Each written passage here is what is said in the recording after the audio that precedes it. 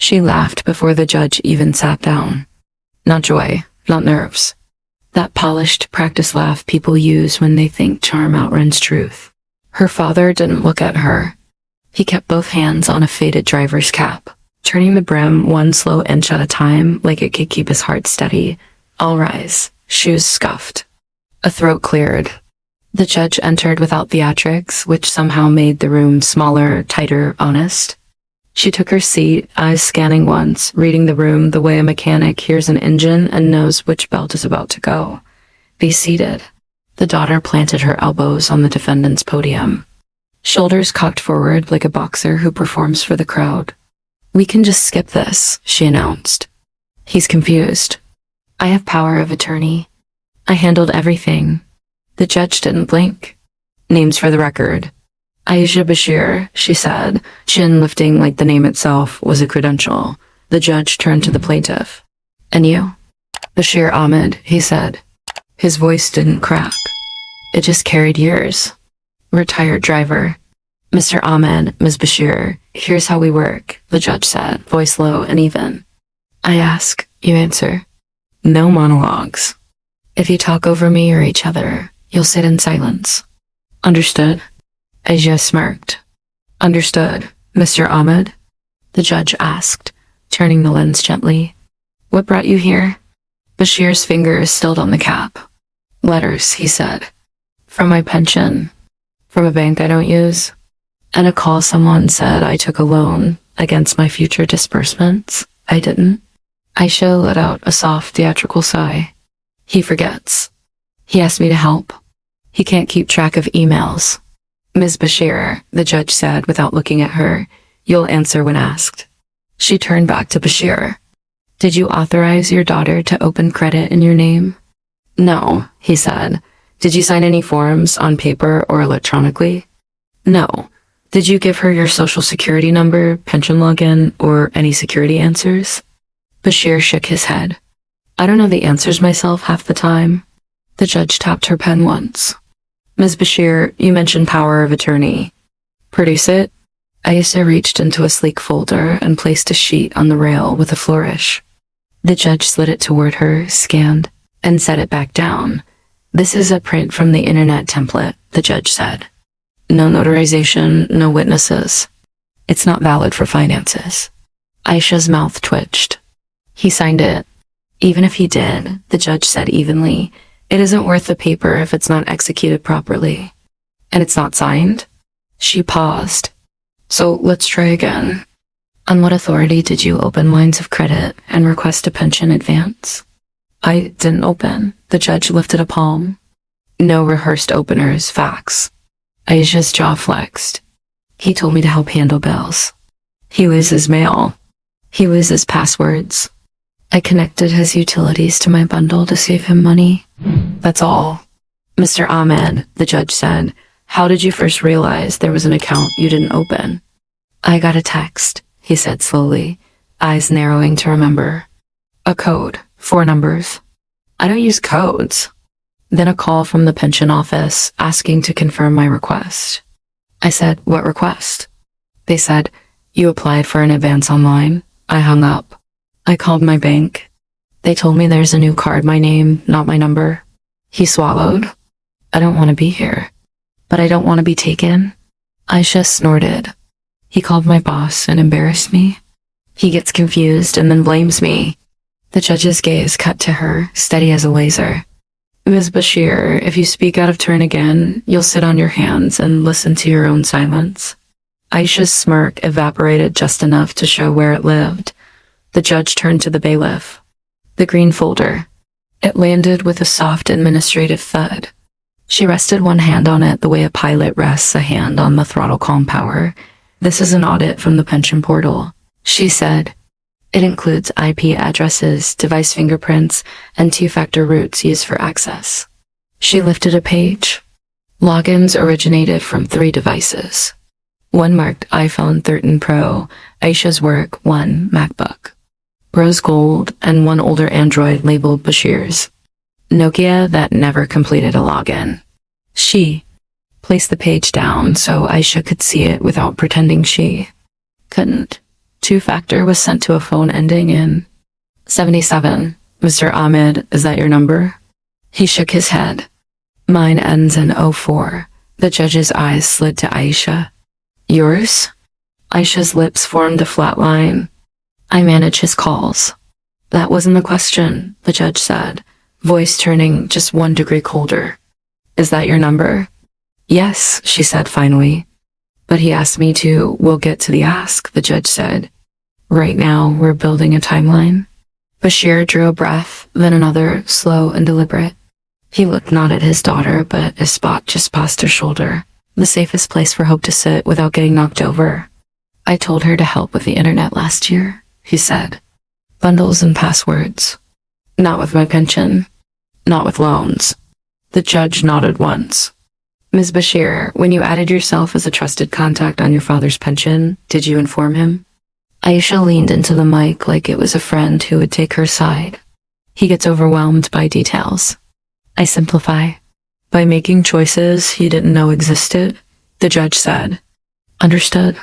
Aisha shrugged. I did what was necessary. He loses track of dates. I fixed it. Show me a single receipt where you paid off a balance in his name from your funds, the judge said. Not a transfer from his account. Not a refund you intercepted. Money in from you. Aisha opened her folder. Pages slid. They all had the wrong kind of white space. Space where proof should live and didn't. I didn't print statements, she said. I didn't think I'd need to defend helping my own father. The judge glanced down at the green folder again. Here's what I have instead. Merchant refund logs for Pioneer Electronics Store. Items purchased on a new card in Bashir Ahmed's name. Items returned 2 days later for store credit. Credit issued to an account under A. Bashir, ID scan attached. She lifted the page and set it where the bench light caught it. Do you want to explain how refunds for your father's purchases ended up as credits you used for headphones and a monitor? Aisha's tongue pressed against her cheek, like she could hold back a sentence by physically blocking it. He said he didn't want the things. I returned them. For credit too, the judge said. Not back to the card. I was going to pay him back. I always pay him back. The judge didn't argue. She simply took out a smaller sheet, old paper gone soft at the edges. Mr. Ahmed, what is this? Bashir's face folded gently at the sight. A letter, he said. From when she was 18. Read it, the judge said. Asterisk Bashir cleared his throat. Baba, I'm sorry I used your card. I promise I'll pay the bus fare and the late fee. I won't lie again. The room didn't gasp. It didn't need to. The weight of a 10-year-old apology sat there, heavy as a truth that never grew into a habit. The judge set the letter next to the refund log. 2 bookends on one shelf called pattern. She looked at Aisha. If you were just helping, you wouldn't need to hide. Hiding is how stealing breathes. Aisha's temper flared and then did something unexpected. It dipped. He can't be alone, she said softer. I do things no one else will. Appointments, forms, calls where they put you on hold forever. I'm the only one. So you decided being useful bought you permission, the judge said. Useful people can still cross lines. Aisha's mouth opened. No sound arrived. The judge angled to the bailiff. We're going to hear a message in a moment, she said. But I want the record clear before we press play. She turned to Bashir. When you asked your daughter about the pension advance, what did she say? Bashir's hands returned to the cap, but they didn't turn it now. They held it the way a person holds a flag they don't want to drop. She told me not to embarrass her, he said quietly. She said I'd regret making noise. I didn't know what that meant. Then my internet went off. I thought it was the company. My neighbor said the password changed. Aisha's head snapped. I changed it for security. He gives it to the whole building. The judge lifted a finger. The gesture sliced cleaner than any raised voice. If we're done talking over consequences, we can listen to ourselves. She nodded to the bailiff, who placed a small player on the rail. The judge didn't hit play yet. She looked at Aisha with the kind of patience that feels like a countdown. Before I push this button, she said, you have a chance to clarify anything you want on the record. Aisha tried to laugh. It was smaller now. This is getting blown out of Last chance, the judge said, not angry, not kind. Just precise. Aisha's jaw clenched. I never threatened him, she said. The judge pressed play. Asterisk, a hiss of static. Then Aisha's voice lower, careful. The kind you use when you're sure no one else is listening. Baba, stop calling places. You'll say exactly what I told you to say when they ask. If you keep messing with my work, I'll handle your accounts how I see fit. You won't like the way that feels. The recording ended without an echo to hide in. Aisha stood very still. Bashir didn't look at her. He looked at the cap. He looked like a man who had just put down something that was never his to carry. The judge let the quiet stretch just long enough to become shape. Ms. Bashir, she said softly, when you say my work, are you talking about your job? Or the engine you build out of your father's trust? Aisha blinked too fast, as if tears were a language she'd forgotten how to read. I was trying to keep things from falling apart. And you did that, the judge said, by holding everything together under your name. She set her hand on the green folder again. We're not done. There's a camera still. There's an affidavit. There's a timestamp that will make your last answer impossible. Aisha's shoulders rose and fell. Whose camera? The judge didn't answer. Suspense wasn't a trick. It was a courtesy time to choose the next sentence carefully. We'll take it one piece at a time, she said. And for your sake, I hope your next piece is truth. The photo popped on the courtroom screen like a truth that didn't need to raise its voice. Aisha at a returns counter, profile crisp under fluorescent lights. The clerk's scanner held her ID mirror. A timestamp glowed bottom right, 10:52 a.m., 2 days after the charges on Bashir's new card. You were at work that morning? The judge asked almost casually. Aisha hesitated. I took an early lunch. And during that lunch, the judge said, you returned items purchased on a card issued in your father's name and took the refund as store credit to your name. That about right? Aisha's chin lifted. He didn't want the stuff. I returned it. I was going to cover it later. The judge nodded once, a motion that wasn't agreement so much as noted. Bailiff, the gray folder. The new folder landed with a soft thud. The judge opened it like she was checking a pulse. Affidavit from Pioneer Electronics, she read. Returns desk notes. Customer stated elderly father is ill and cannot come in. Customer insists she handles his finances. Store policy, ID scan, credit issued to presenter. Presenter, a Bashir. She placed the affidavit where the bench light could pour over it. Then she looked at Aisha. You didn't mention elderly, ill, or I handle his finances a moment ago. Aisha's fingers tapped the edge of her folder. That's how you get things done for someone who can't stand in a line. You overexpol, you invent. The judge cut in, not loud, not sharp. Just clean. Let's take the next piece. She flipped a page. Pension office audit shows 2-factor codes sent to a phone ending in 77. That phone is registered to you. It also shows a change of email at 2:41 a.m. the night before the advance request. New recovery email. Aisha.helpdesk at. Aisha blinked. He doesn't check email at all. It was just so I wouldn't miss anything important. Important like an advance he didn't ask for? The judge asked. I was trying to keep the lights on. The words slipped out with more truth than strategy. The judge didn't pounce. She set it aside like a nurse sets aside a symptom to get back to later. We'll get to your lights. Right now, Mr. Ahmed, she said, turning gently. Did you authorize a change to your pension contact email? Bashir shook his head. I don't know how to change an email. The judge angled the gray folder toward the bailiff. Play the clip. There was no video this time. Just a tinny voice from a recorded call with the pension office. A woman's calm tone. Sir, we can't process an advance without confirmation. Then a voice that was not Bashir's. He's confused. I'm his daughter. He can't talk right now. Just send it. A click. Then another recording, minutes later same voice, tight. Fine. He'll call back and say I can handle it. He's anxious on the phone. Just mark the request urgent. The judge stopped the audio. The quiet that followed wasn't dramatic. It was precise. It drew edges around the facts. Aisha stared at the player. That isn't, I never said. Your phone number is logged on both calls, the judge said. So is the device fingerprint. Same as the login from your work. MacBook at 3:02 a.m. You went from threatening your father to instructing a pension agent in less than 12 hours. Bashir's eyes moved to his daughter for the first time since the voicemail. They didn't accuse. They asked a question she couldn't answer without breaking something she wanted to keep intact. You told them I was confused? He asked quietly. Aisha's throat tightened. I said you get overwhelmed, she whispered. Which you do. He looked back at his cap. Not confused, he said softly. Just tired. The judge didn't let the moment bleed out. Ms. Bashir, you claim necessity. Prove it. Did you use your own funds to pay the balances? I was going to. That's not proof, the judge said. Show me a statement. Aisha flipped pages. None of them bore the weight of what she needed.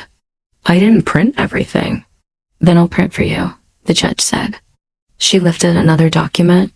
Banknote, 3 transfers labeled Baba Meds, Baba Groceries, and Baba Phone. Total $260 from his account to yours. The bank accepts any label you type. It does not certify as fact. Aisha's shoulders slumped a fraction. I bought his medicine. Bashir spoke without looking up. I paid cash for my pills at the pharmacy, he said. I don't like the cards. The judge turned a page.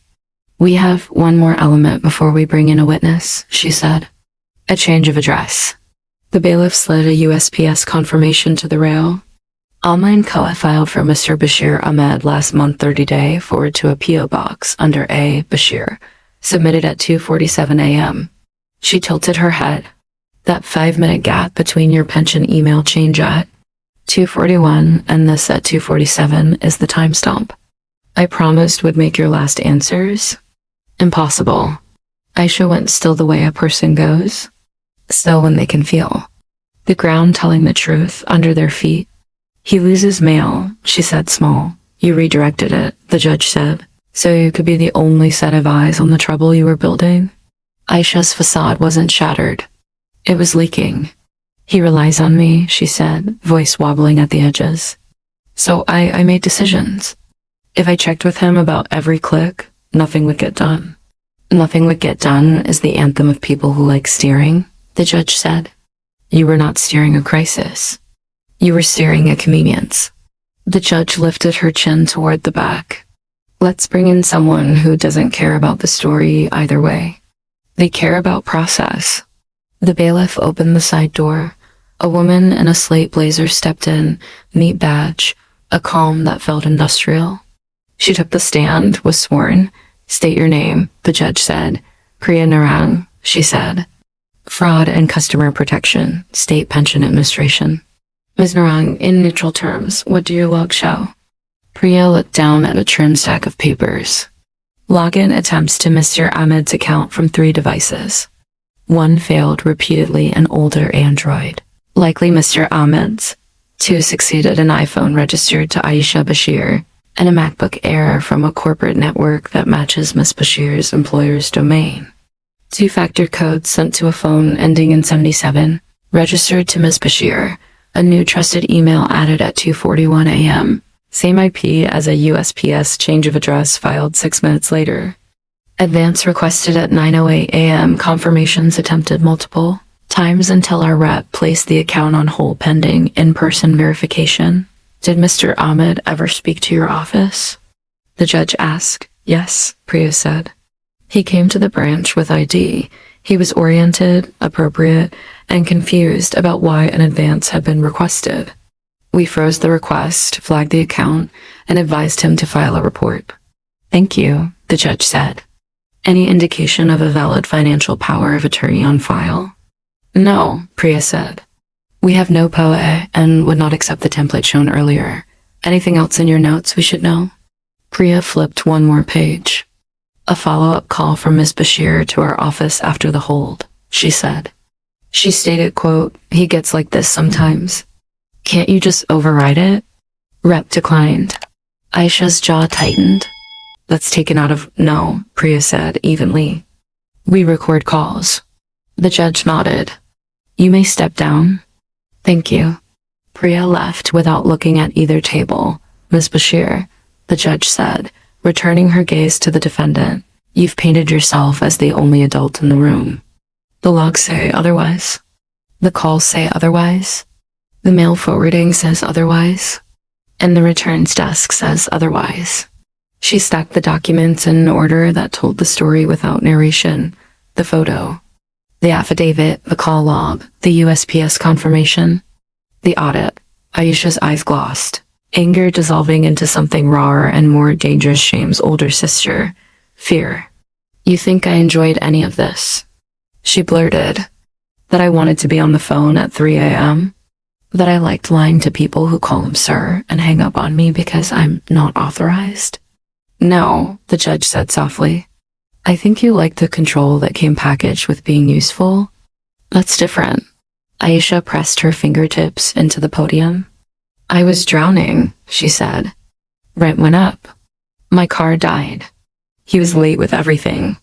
If I didn't do it, it wouldn't get done, and then what? Then the lights go off, and I'm the bad daughter who didn't help. Asterisk, you became the daughter who helped herself to his future, the judge said. That's not help. That's harvesting.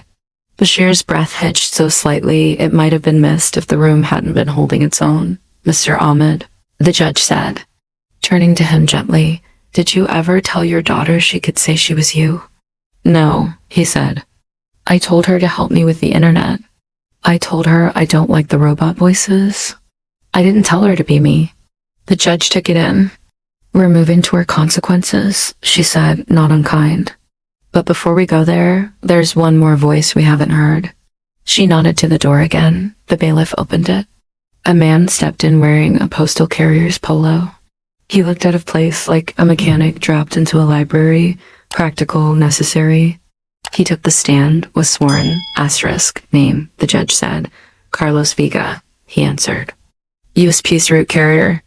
Mr. Vega, did you process a change of address for Mr. Bashir? Online, he said. We got an alert for a 30-day temporary forward from his unit to a P.O. box. I flagged it because we've had fraud with that building. I put a verification card in Mr. Ahmed's mailbox. It came back signed and checked yes forward. Who signed it? The judge asked. The signature read B. Ahmed, but I saw Ms. Bashir drop it in the outgoing slot when I was sorting downstairs, he said. I recognized her. She'd asked me about packages the week before. Aisha exhaled a sharp, helpless sound. You can't possibly remember. I do, he said simply. It was early. I just started. She asked if anything had come for her father that she could pick up. The judge tilted her head. Thank you, Mr. Vega. You may step down. He left, hat in hand. The judge returned to the bench and looked at Aisha with a gaze that didn't need to be loud to be final. We have enough, she said. But I'm going to give you something you haven't given anyone in this file, a clean chance to speak, without angling the outcome. She nodded at the gray and green folders like they were the walls of a hallway Aisha had to walk between.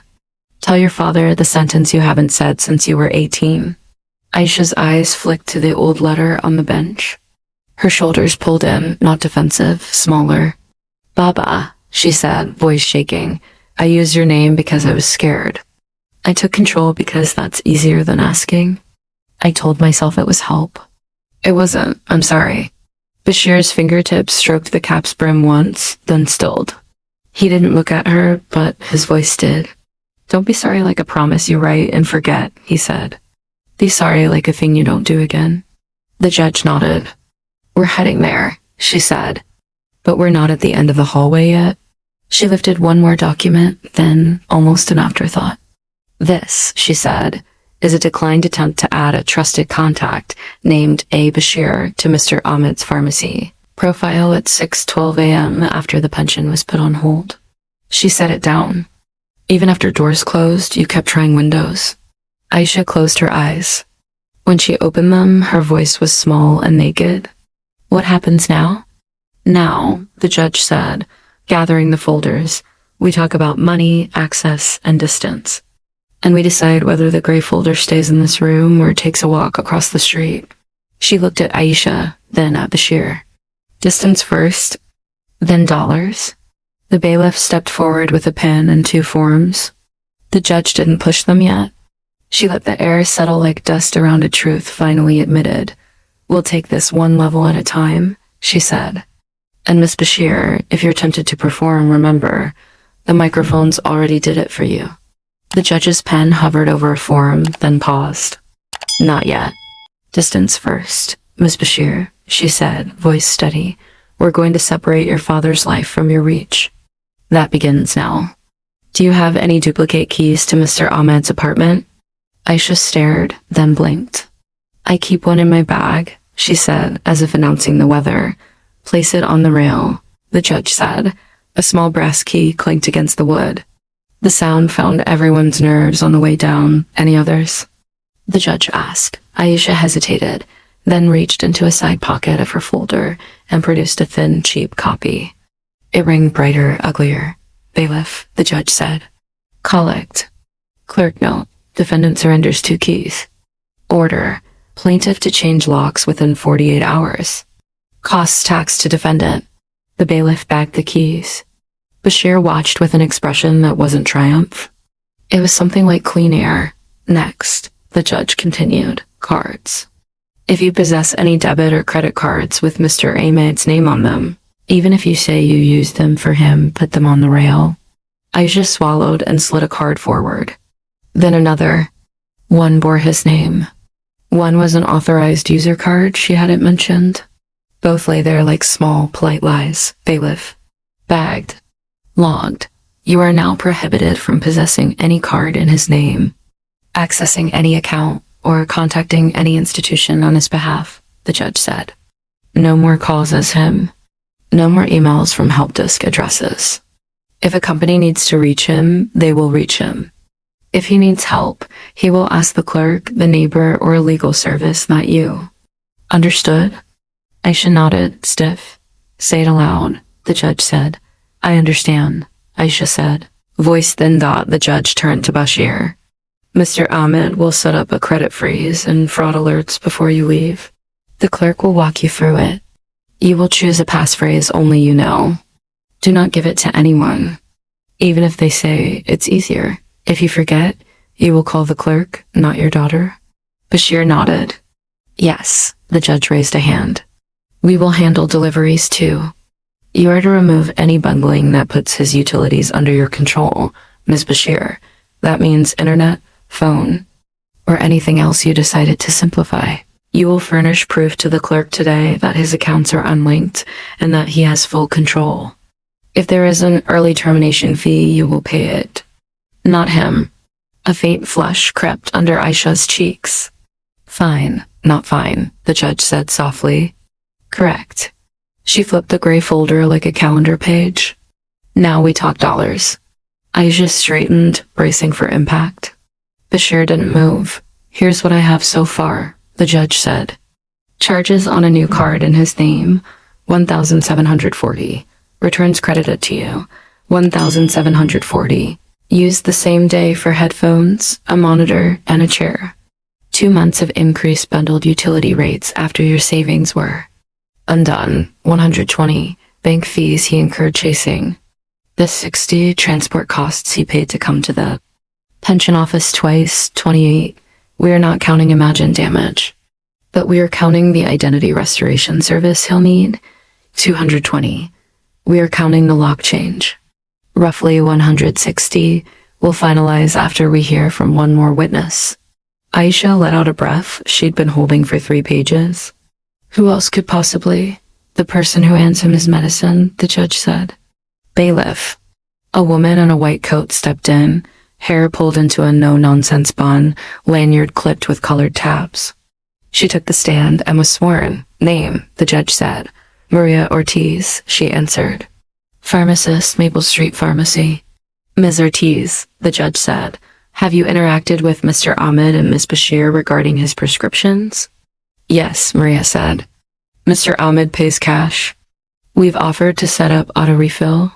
He prefers to come in. 2 weeks ago, his daughter asked to be added as a trusted contact and to convert to a mail delivery. We declined without the patient present. She returned the next morning with a printed letter authorizing her to manage pickups. The signature did not match the one on file. We refused again and called Mr. Ahmed, who confirmed in person that he had not written the letter. Aisha's head snapped. I drafted that letter for him because he did not sign it, the judge said. Thank you, Miss Ortiz. Anything else? Maria glanced at Aisha, then at Bashir. She also asked if unused points could be transferred. She said, We don't do that. Thank you, the judge said. You may step down. Maria left with the same quiet efficiency she'd brought in. The judge turned back to Aisha. That attempt came after your pension request was frozen, she said. Door closed. You tried a window. Aisha's mouth opened, then shut. Some engines stopped not from lack of fuel, but from finally hearing themselves. Mr. Ahmed, the judge said, there's one more piece I need in the record. Not to punish. To understand the pattern. Have you covered for your daughter before when she crossed lines? Bashir's eyes found a notch in the bench, and he spoke to it like it was a person who wouldn't look away. When she was 20, he said, she used a company card for groceries. Small but wrong. Her boss called me. I told him it was me. He didn't fire her. He made me pay it in a fee. She wrote me that letter. His hand moved toward the old paper, and I believed her. The judge nodded once, not savoring the point, just noting the physics. Cover becomes cushion. Cushion becomes trampoline.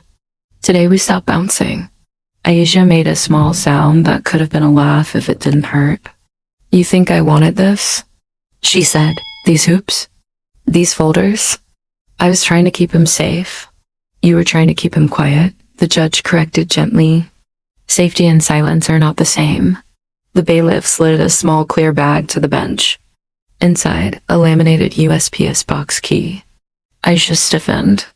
That's mine, she said. It's a P.O. box in your name, the judge said. No one's taking your key. But you used it to siphon his mail. That's over. The forward is canceled. Any mail that arrives addressed to Mr. Ahmed in that box is to be returned to sender or delivered to him, not opened by you. Do you understand? Aisha nodded, grimmed up. The judge tucked the bag aside. Then she reached for a thin yellow envelope resting under the gray folder. She didn't open it. Not yet. She let it sit there like an unanswered question. There's a document in here, she said. That determines how we finish. Before I open it, we're going to set the borders of your interactions. She looked at Aisha. You will not call your father between 9 p.m. and 8 a.m. You will not contact his building manager, mail carrier, pharmacist, bank, or pension office. You will not forward his mail. Any help will go through the clerk or a legal aid representative. If he needs digital support, he will appoint a caseworker. That's not a suggestion. It's an order. Aisha pressed her hands to the podium. What if there's an emergency? If there's a medical emergency, you call 911, the judge said. If there's a financial emergency that involves a login, it's not an emergency. It's a boundary test. Aisha's jaw flexed. And the money? We're getting there, the judge said, and only then did she slide the yellow envelope closer and tap it once. Inside is either an application you filed to be your father's representative payee with a signature line, or it's a blank form you downloaded at 3:19 a.m. and never sent. One of those choices is a felony waiting for a stamp. The other is a mistake you stopped before it crossed into ink. Which one am I about to see? Aisha's breath snagged hard enough to hear. It's blank, she said. I downloaded it. I didn't send it. I was angry after the hold. I wanted a way to not argue all the time. I didn't send it. The judge studied her, then the envelope, then her again. Suspense here wasn't theater. It was a test of whether a person could stand inside truth without bolting. She opened the envelope, slid out a single page, and held it where both could see. The form was blank. No forged loop. No shaky flourish. No lie pretending to be handwriting. Aisha exhaled so hard it almost broke. Better, the judge said quietly. Not good, better. She tucked the form back into the envelope. That choice at 3:19 a.m., is the difference between the gray folder staying or walking to an office that has handcuffs in the supply closet, she said. Don't confuse my restraint with your absolution. It just means you stopped one thing in time. Aisha nodded, tears finally breaking their orbit and running straight. What do I do now? She asked, not the way people ask for loopholes, but the way they ask for a map. You pay what you owe, the judge said. You take a financial responsibility course.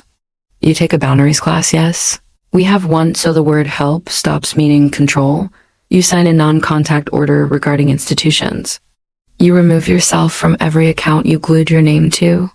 And you do it without telling yourself you're the hero of the story. Aisha nodded again. The nod looked like acceptance trying on its first coat. Mr. Ahmed, the judge said, you'll have a caseworker assigned today to help with passwords and freezes. You'll choose someone other than your daughter for that role.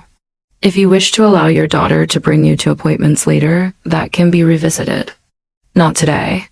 Bashir's voice found its way back through the dust. I will pick someone from the clinic, he said. Maybe Ms. Ortiz knows. Good, the judge said. Clean plan.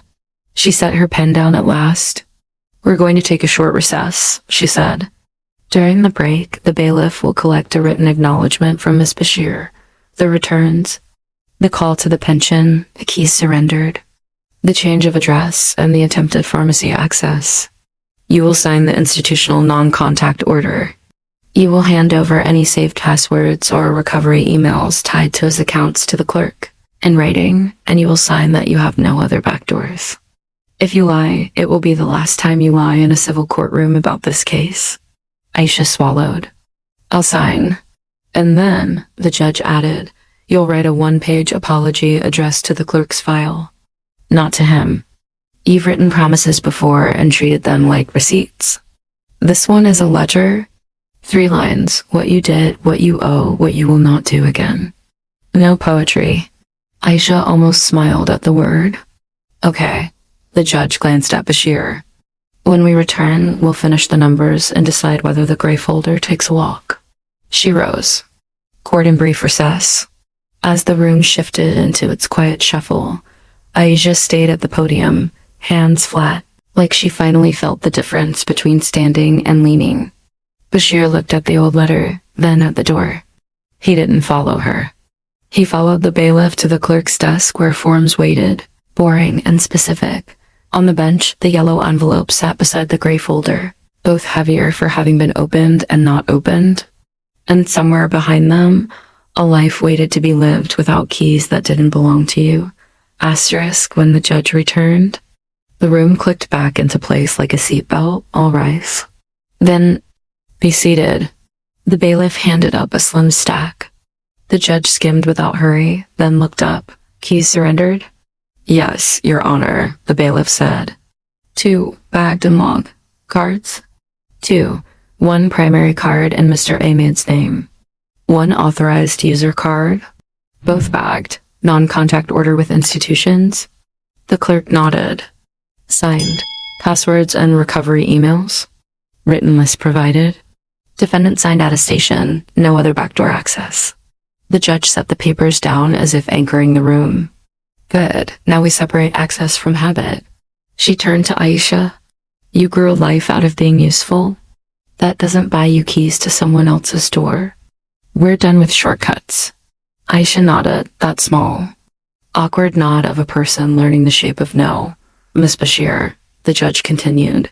Have you unbundled your father's utilities from your accounts? I called during recess, Aisha said. They'll split the plan today. Confirmation number is on the sheet. The clerk checked and nodded. Scheduled. Early termination fee, $85. Assessed to the defendant, the judge said. Add it. The judge flipped a page. Now, she said, money. Aisha braced. Bashir watched his cap like it might tell him what came next. On the record, the judge said, counting on her fingers as she read from a sheet she'd built out of the gray folder's debris. Electronics charges on a new card in Mr. Ahmed's name.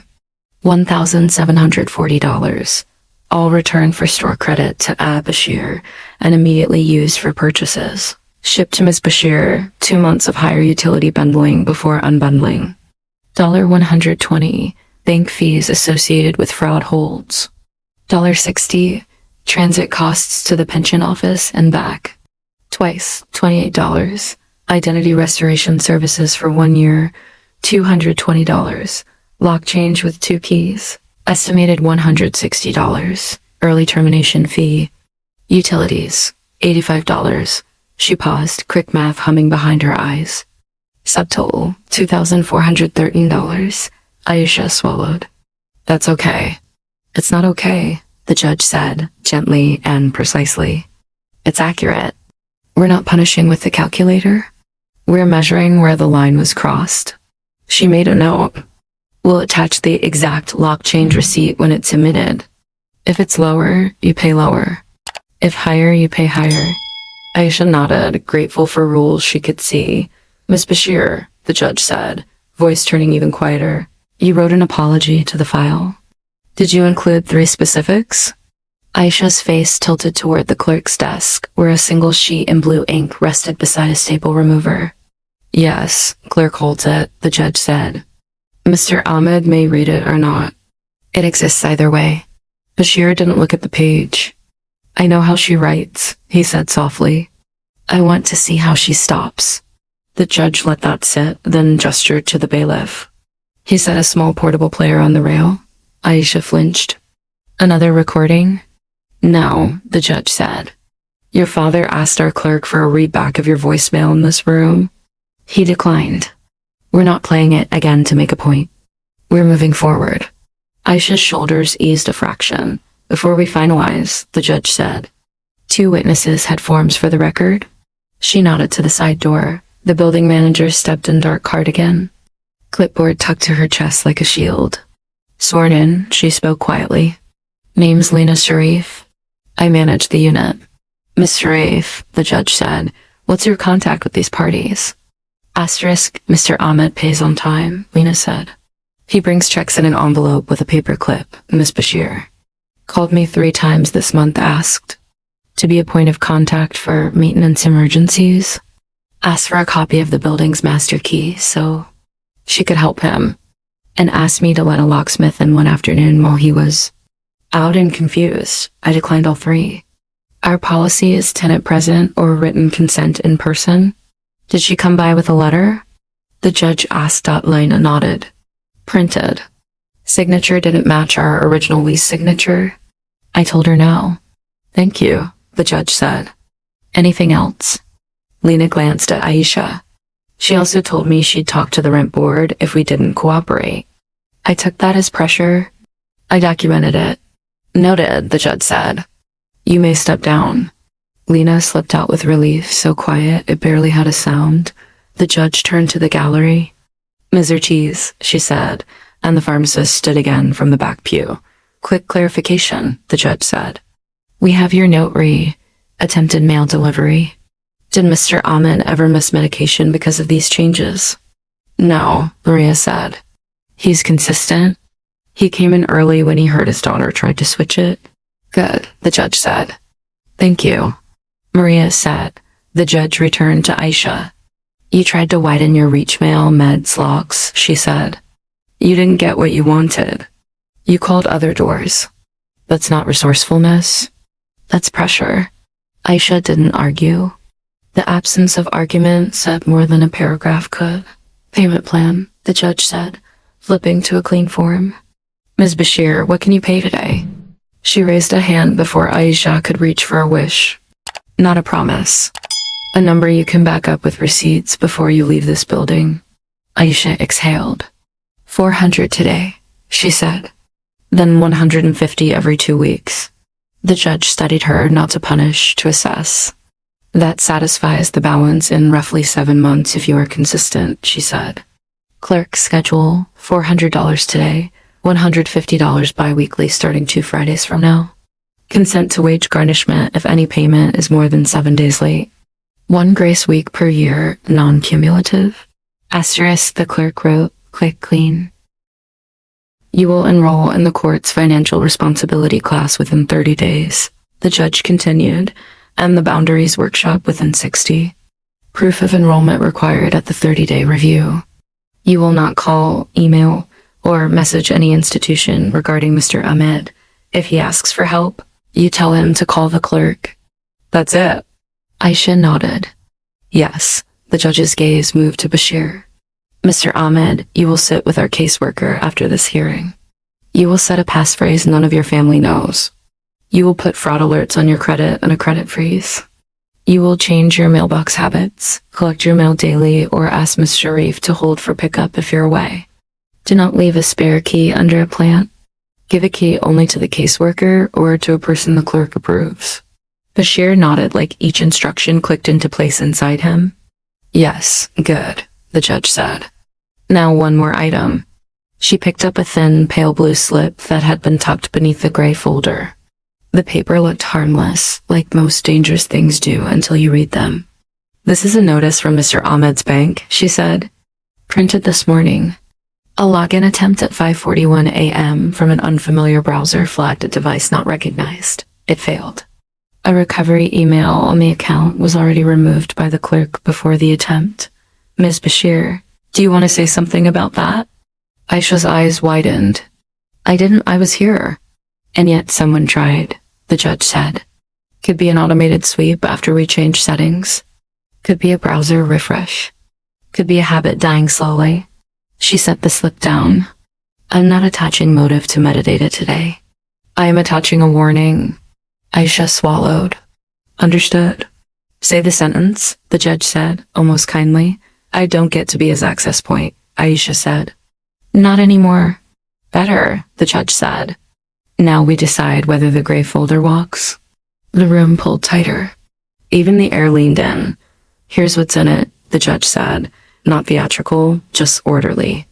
Recorded calls to a pension office impersonating a beneficiary. Returns and store credits obtained with someone else's identity.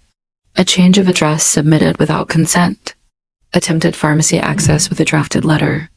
Attempts to leverage a building manager. None of that needed to be true to show your father's pain. But it is true, and truth has consequences. Aisha stared at the folder like it was a cliff she might go over. Will this become across the street? The judge finished for her. It can, today or tomorrow. I'm authorized to refer identity misrepresentation and elder exploitation for review. And I will if you treat this court as a soft landing instead of a stop sign. Aisha nodded, tears streaking clean lines down a face that had practiced control for too long. I won't, she said. I hear you. Bashir's voice when it came was steady, almost gentle. I hear you too, he said to his daughter. I hear you say you're scared. Be scared and do it right. A tiny, almost smile flickered across the judge's mouth and was gone. Clean sentences, she said. Both of you.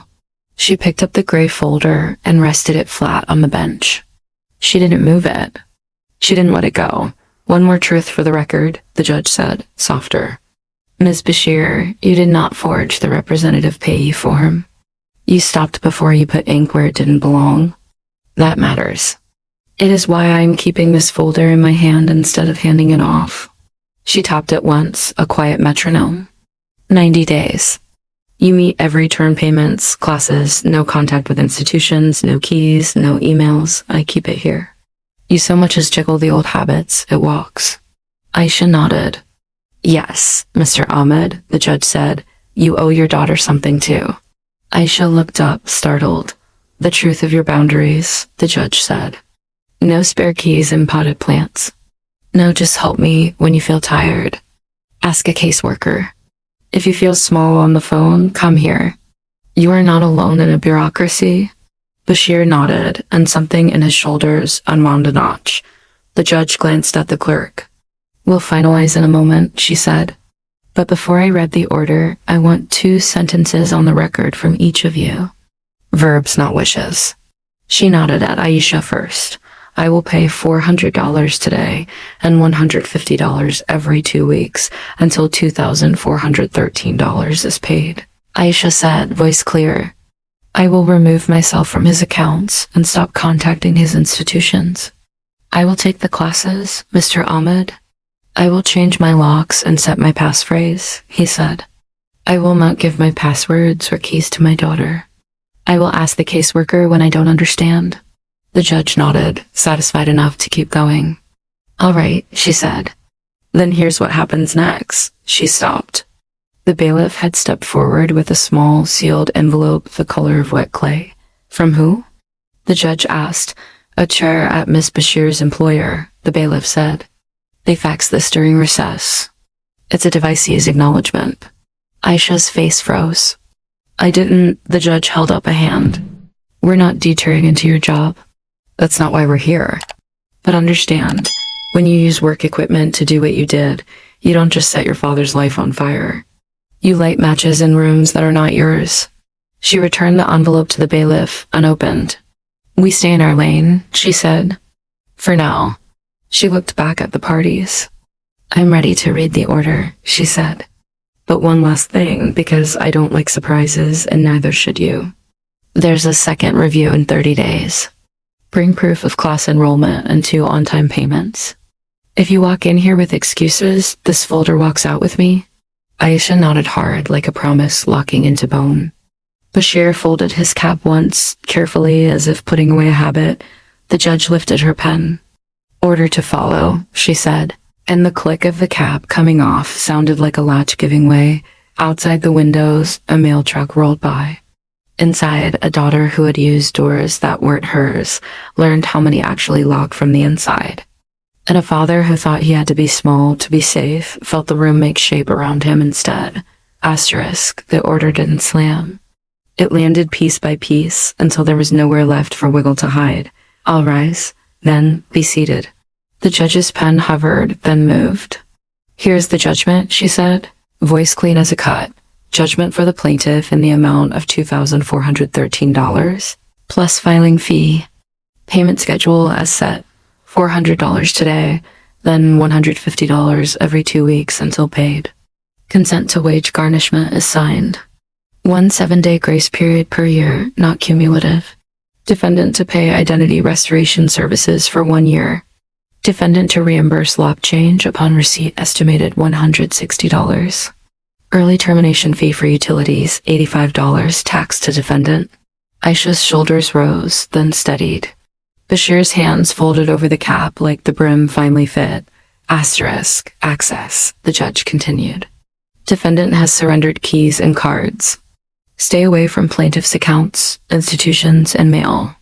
No contact with banks, pension office, pharmacy, postal carrier, or building management regarding Mr. Ahmed. Non-contact order with institutions is signed and in effect. No calls to Mr. Ahmed between 9 p.m. and 8 a.m. If there is a true emergency, call 911. Financial emergencies are not emergencies. They are boundary tests. Aisha nodded. It wasn't dramatic. It was a gear finally catching, unbundling, the judge said. Utilities will be split today. Confirmation received. Any fees are defendant's responsibility. Defendant will provide proof of account separation to the clerk before leaving the building. The clerk lifted a sheet. Confirmation numbers logged. Education, the judge said. Defendant will enroll in the court's financial responsibility course within 30 days and the boundaries workshop within 60. Proof due at the 30-day review. Completion due by 90 days. No excuses. Verbs, not wishes. I'll enroll today, Aisha said. No flourish. Just words. Security, the judge said, shifting to Bashir. Plaintiff will set fraud alerts and a credit freeze before leaving this building. He will establish a passphrase shared only with the court-assigned caseworker. He will change locks within 48 hours. Receipts to the clerk. He will collect his mail daily or arrange hold for pickup with his manager. No spare keys under plants. No passwords written on the back of envelopes. Bashir nodded, the motion slow. Sure. Yes, third-party help, the judge added. Caseworker appointment.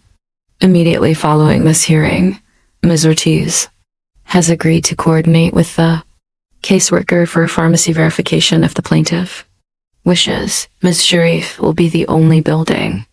Contact. Ms. Bashir is not authorized to remove, open, or forward any mail addressed to Mr. Ahmed. Any mail for him currently in her P.O. box must be returned to sender or delivered to him unopened within 24 hours. Aisha swallowed. Understood. Asterisk. The judge rested a finger on the gray folder.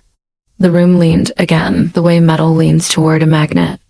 Now for the part everyone is pretending not to watch, she said soft.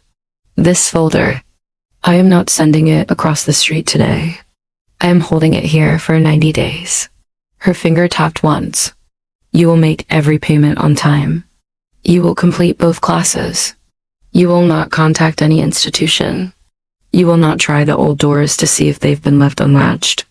If you violate any term, I will sign the referral and this folder walks. Aisha's nod was small and grateful and terrified all at once. Yes? Say the sentence I need to hear, the judge said. I don't get to be his access point, Aisha said. Steady this time. Not his mail.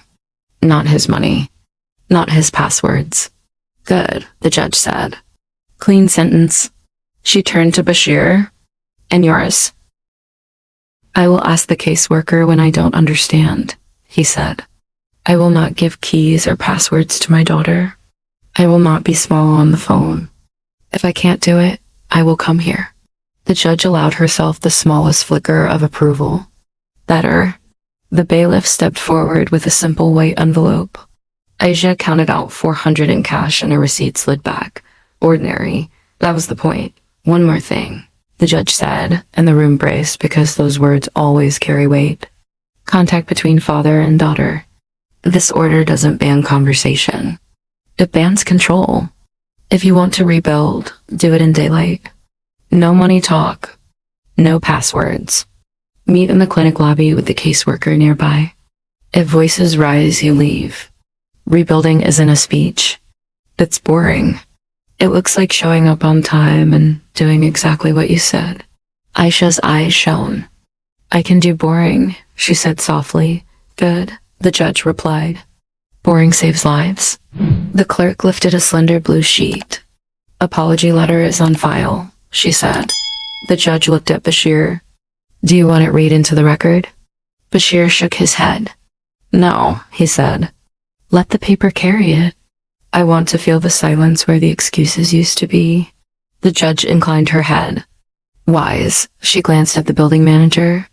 Miss Sharif, schedule log change for this afternoon and send the invoice to the clerk. Already called, Lena said from the back, surprising herself. 3 o'clock. Excellent, the judge said. Mr. Vega?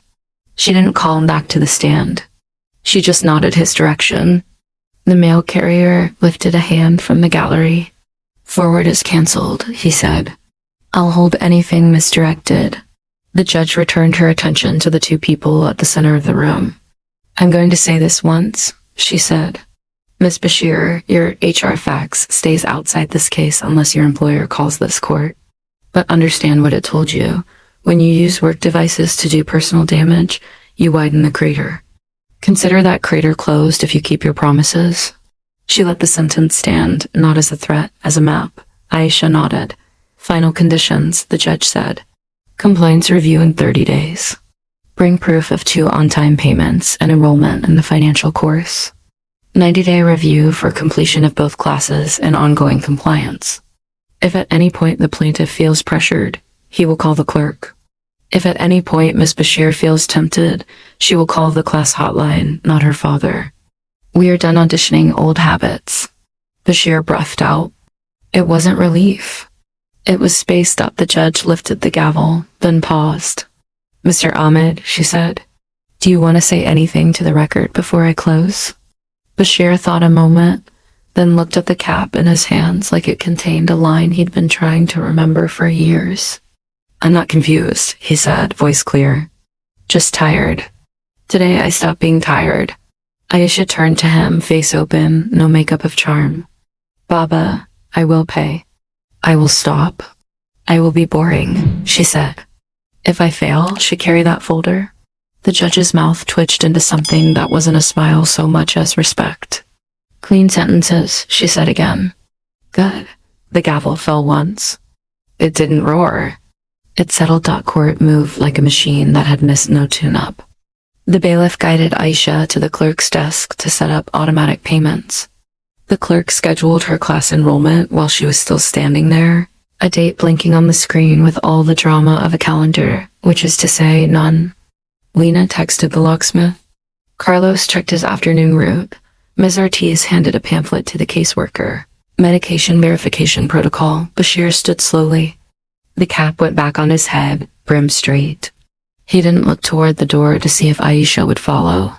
He looked at the caseworker and nodded. Passphrase, he said, as if testing the new shape of his day. Aisha didn't try to catch his sleeve or offer to handle anything. She signed the wage garnishment consent that would activate if she slipped, watching her own name curl across a page with none of the satisfaction it used to bring. She handed over a typed list of every place she'd buried a back door and signed under penalty of perjury that there were no more doors. At the rail. The apology letter lay in its file sleeve, a blue square under the clerk's palm. No one touched it. It existed. That was enough for now. When they reached the aisle, they passed each other without collision. Clinic lobby on Sunday? Aisha asked, eyes flicking to the caseworker for permission. The caseworker nodded. Bashir glanced at the judge, then at Aisha. Sunday, he said. No papers. No papers, she echoed. They left by different doors on purpose. Not a punishment. A plan. The judge watched them go, then placed the gray folder flat under her hand. She didn't move it. She didn't forget it. 90 days, resting where she could see it, she stood. The bailiff's voice floated, court is adjourned. Outside, a cart rattled toward Unit 3B with new locks. Down the block, a pension office printer spat out a notice. Fraud alert lifted, pending verification. In a pharmacy drawer, a sticky note read, ask for passphrase, and somewhere between two exits, a daughter practiced the quiet choreography of not being in charge, one calendar reminder at a time. A father practiced calling a number that wasn't his child's. It didn't make for a loud ending. It made for a beginning that could hold. The door swung shut. The folder stayed. The sentence that mattered most wasn't written anywhere. It would be proved 2 weeks at a time.